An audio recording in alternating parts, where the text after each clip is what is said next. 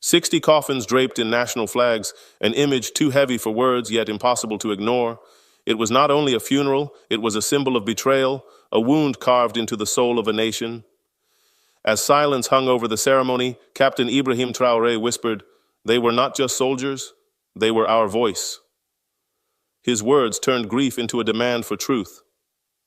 Just days earlier, a Western delegation had arrived in Ouagadougou, offering partnership and cooperation. Traoré, true to his stance of sovereignty, refused. Soon after, the unthinkable happened, a deadly ambush where drone signals were jammed, communications severed, and 60 Burkina Faso soldiers fell. To many, the coincidence is too sharp, the pattern too familiar. Was this tragedy a random act of war, or the price of saying no to foreign hands that have long shaped Africa's fate? This is not only about Burkina Faso, it is about a continent wrestling with the shadows of neocolonialism, where independence is proclaimed but still tested in blood and silence. The question rises beyond flags and coffins, beyond the Sahel itself. Who truly stands with Africa, and who still pulls the strings behind the curtain? And so we ask, was this a tragic accident, or the revelation of a hidden hand Africa must finally confront? It happened at dawn, the hour when silence is deepest, when vigilance often wavers. But this attack was no ordinary clash. It was precise, almost surgical. Within the first 2 minutes, communications went dark, radios cut, field signals dead. Surveillance drones that circled above lost connection without warning, as if an invisible hand had reached down to switch them off. Not a single distress call escaped the battlefield. The silence was not natural, it was engineered. When Captain Traoré demanded answers, his first question was not about the enemy's strength, but about the sky. Were there traces of foreign satellites or aircraft in the last 6 hours? The room fell into silence. No one dared to answer. The implication was too heavy, too dangerous, too political, and yet that silence spoke louder than words. By nightfall, 60 flag-draped coffins were carried into the capital. A national funeral was declared, but behind the mourning lingered a gnawing suspicion. How could such precision be achieved without external intelligence? How could local insurgents suddenly disable systems designed with international support? Was this merely a tragic coincidence of war, or the invisible punishment for daring to refuse Western partnership? And so the question deepens, is Africa facing enemies only on the battlefield, or also in the shadows of global power? For 3 days, the nation stood still. A state of mourning was declared, and the images of 60 fallen soldiers illuminated television screens and city billboards from Ouagadougou to the smallest village. Their faces were no longer just names on a list. They became the embodiment of sacrifice, pride, and grief. Mothers wept in public squares, children carried flowers, and elders bowed their heads. But beneath the sorrow, another feeling began to rise: suspicion. In whispers at markets, in debates at universities, in the chants of youth, the question took shape. Is the price of standing tall always paid in blood? At the university gates, students painted banners with a haunting slogan, "Dignity has a cost, and we are paying it." It was not despair they voiced, but a collective awakening, a realization that sovereignty is not granted, it is tested. The press, often cautious with its words, began to speak with unusual boldness. One headline read, "By rejecting the West, we are reminded who still holds the trigger." These words did not accuse directly, but they cut deeply, suggesting that behind the veil of partnership lay pressure, punishment, and power. It was journalism as both mourning and protest, amplifying the nation's unease. And yet, in the heart of this storm, Captain Traoré chose a different path. He did not rush to blame, he did not speak in rage. Instead, with calm precision, he signed a decree to expand the military chain of command, strengthening coordination and reducing vulnerabilities exposed by the attack. To many, this was more than a military order. It was a statement of resolve, a refusal to let tragedy weaken the march toward independence. The coffins became symbols, but so did the silence of leadership. By not pointing fingers hastily, Traoré transformed grief into discipline and suspicion into strategy. The people saw a leader who mourned with them, but also prepared for what comes next. Still, the question lingered in every conversation. Was this national funeral only an occasion of remembrance, or the opening chapter of a larger confrontation between Africa's sovereignty and the unseen hands that fear it? Build walls, not just to bury heroes, but to protect the living. With those words, Captain Traoré turned grief into a directive, transforming mourning into momentum. The nation that had just buried 60 soldiers was ordered to rise, not in fear, but in preparation. For Traoré, sovereignty was no longer an abstract concept. It had to be defended with concrete, steel, and human will. Abandoned factories that once stood as symbols of broken promises were suddenly reawakened. Their rusted gates opened to a new mission: domestic drone production. Instead of waiting for hand-me-down equipment from foreign donors, Burkina Faso launched a program for UAV technology built entirely by its own engineers. Young graduates, once dreaming of leaving the country, were now recruited into labs where wings of drones took shape under their hands. Each machine was not just metal, it was defiance. But the question whispered across Ouagadougou was sharp. Could a nation long dependent on imports truly build an independent defense industry strong enough to withstand external pressure? Then came Operation Kulpelgo, a national initiative that blurred the line between civilian and soldier. Schools and community halls were transformed into training centers. Teachers, hunters, and farmers were called to contribute. Some learned first aid, others basic defense, others still were trained to operate surveillance systems powered by AI radar. It was a mobilization not of aggression, but of resilience, where every citizen became a link in the chain of security. The message was unmistakable. Defense is no longer the business of generals alone, it is the duty of a nation. Could this blending of civilian and military strength become a model for all of Africa? For Traoré, building a wall was not about isolation, it was about dignity. A wall of self-reliance, of skills, of industries reborn, of citizens awakened to their responsibility. It was also a wall of memory, ensuring that the blood shed in ambush would not be forgotten, but transformed into the bricks of national resolve. This was not a defensive wall to keep the world out, but a protective wall to remind the world. Burkina Faso would no longer stand unshielded, nor bend silently to forces beyond its borders. Yet the risks are real. Mobilizing civilians, producing military technology, and weaving artificial intelligence into defense require resources, discipline, and unity. One mistake could undermine trust. One failure could be exploited by those who wish to see this dream collapse. The stakes are enormous, but so is the determination. And in this rising determination lies a profound question. Will Burkina Faso's wall stand tall as a fortress of sovereignty, or will it be tested, cracked, and breached by the very global powers it seeks to resist? The silence of mourning had barely settled when, within 48 hours of the ambush, a new chapter opened. A team of Russian special forces arrived, not as occupiers, not as contractors, but as trainers. They came under conditions set by Ouagadougou itself. No foreign bases, no mercenary armies, no secret deals hidden from the people. It was training by invitation, sovereignty intact. The symbolism was striking. Burkina Faso would learn, but it would not bend. And so, the tragedy of 60 coffins began to reshape itself into the seed of a new military philosophy. That philosophy now carries a name, the African doctrine of retaliation. It is not about revenge, it is about deterrence, about ensuring that no nation, no alliance, no hidden hand can punish Africa for choosing its own path. Its foundation rests on three uncompromising pillars. The first is absolute defense sovereignty.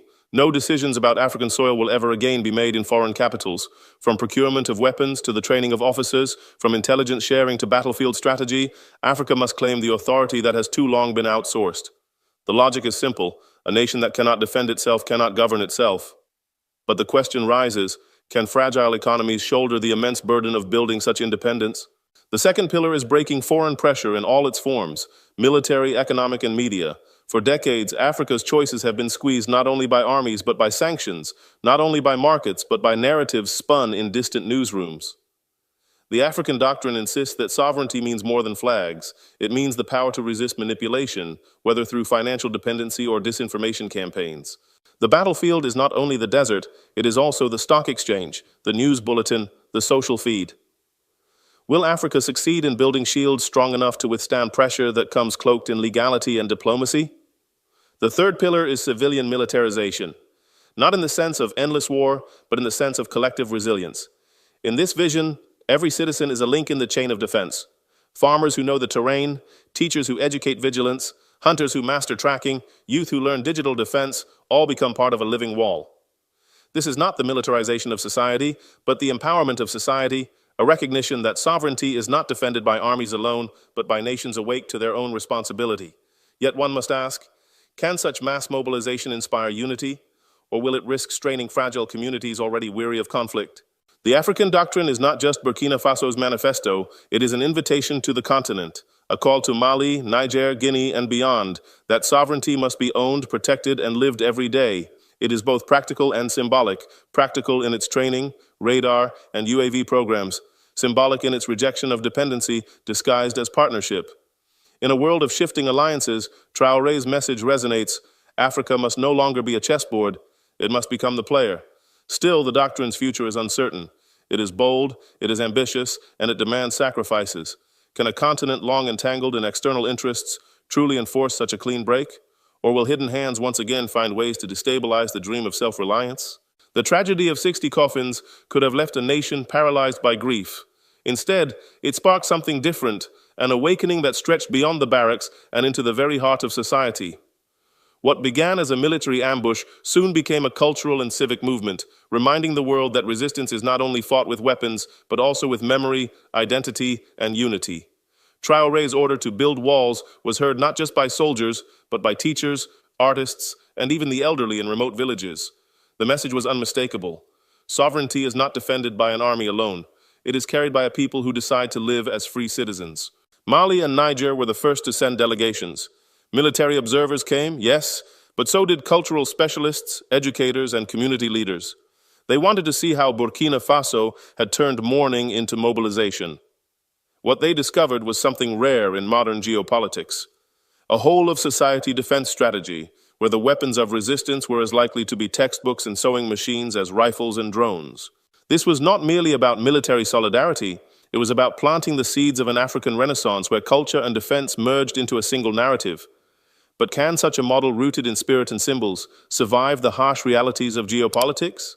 In schools across the nation, children were no longer passive witnesses to the nation's struggle. They became its chroniclers and its future defenders. In Ouagadougou, 60 saplings were planted, trees of freedom, each one symbolizing a soldier lost in the ambush. Teachers explained to their students that as these trees grew, so too must the determination of the nation to stand unbroken. The image was powerful: young hands pressing roots into the earth, watering them with hope, promising that memory would not fade. Will these children, when grown, look back and see those trees as the moment they inherited not only grief, but purpose? Artists, too, answered the call. Painters filled canvases with scenes of resilience, soldiers marching alongside farmers, mothers cradling both infants and rifles, doves carrying the national flag through turbulent skies. Musicians composed ballads that played on radio stations from dawn till dusk, their lyrics weaving sorrow into strength. In the marketplaces, griots, the traditional storytellers, recounted the tale of the 60 fallen, transforming them into modern-day ancestors whose sacrifice would guard the living. Was this not proof that culture itself can be a shield, a fortress built from memory and pride? Even the elderly joined in. In villages where industrial power had long been absent, grandmothers gathered in communal halls, sewing uniforms for recruits. With each stitch, they declared that age was no barrier to resistance. For them, this was not simply fabric. It was a contribution, a testimony that sovereignty demands sacrifice across generations. One elderly woman was heard saying, "We do not bury our sons empty-handed. If they give their blood, we give our hands." Her words echoed across the airwaves. Can such intergenerational solidarity withstand the test of prolonged struggle, or will fatigue and poverty weaken its resolve? Craftsmen and artisans also found new purpose. Blacksmiths who once forged farming tools began experimenting with protective gear. Carpenters converted school benches into makeshift supply crates for the defense forces. Tailors stitched banners with slogans of defiance, carried in processions that filled the streets. The lines between civilian work and national duty blurred. The economy of survival became the economy of resistance. But can this energy be sustained, or will it burn out without structural support? Meanwhile, universities opened their doors not just for academic debate, but for civic mobilization. Student unions organized forums titled "Dignity as Defense," where law students examined sovereignty through constitutional frameworks, and engineers proposed designs for low-cost drones and AI-powered radar. This merging of intellectual capital with national defense was unprecedented. Instead of waiting for foreign think tanks to dictate Africa's solutions, Burkina Faso's youth were drafting their own playbook. Will these classrooms, once considered quiet refuges of theory, become the laboratories of a new African sovereignty? The symbolism of it all was extraordinary. In one televised event, children stood in front of the 60 freedom trees, reciting lines from poets who once fought against colonialism. "We are not shadows of another's history. We are the authors of our own dawn." The nation listened. It was not propaganda, it was pedagogy. It was not manipulation, it was memory teaching responsibility. Could this be the birth of a new civic education? one where patriotism is not blind allegiance but active responsibility? Beyond Burkina Faso's borders, the world was watching. International media often painted the Sahel as a land of despair, yet here was a different story. Villagers building uniforms, children planting trees, musicians turning grief into song. For some, it was inspiring. For others, it was unsettling. Western commentators asked whether Burkina Faso was sliding into militarization of society. African thinkers responded differently. This is not militarization, this is emancipation. But whose interpretation will history validate? The one that fears empowerment or the one that sees it as liberation? The deeper message of this cultural mobilization is clear. Resistance is not only measured in the number of rifles, but in the unity of identity. By weaving defense into schools, art, craft, and daily life, Burkina Faso is building something harder to destroy than an army. It is building a national consciousness. This consciousness cannot be bombed, cannot be sanctioned, cannot be silenced. It is the invisible shield of a people who refuse to kneel, yet even shields can crack under pressure. Will this national awakening be strong enough to outlast external threats and internal fatigue? And so, culture has become weapon, community has become strategy, and memory has become armor. Burkina Faso has shown that the wall is not only concrete and steel, it is also songs, roots, banners, and hands sewing through the night. But the path ahead is still uncertain. Can this fusion of grief and creativity evolve into long-term strength, or will it remain a momentary surge born of tragedy? One truth, however, is undeniable. For the first time in decades, Africa is witnessing a defense strategy that does not separate the soldier from the citizen or the battlefield from the classroom. It is a living doctrine of participation, where every action, whether planting a tree or composing a song, becomes part of the shield of sovereignty. Critics warned of isolation, of a weakened economy cut off from traditional donors, but supporters argued that the greater danger was to remain forever in chains disguised as charity. With gold reserves tapped, cross-border trade with Mali and Niger strengthened, and new partnerships sought in Asia and Latin America, Traoré signaled that Burkina Faso would not beg, it would bargain.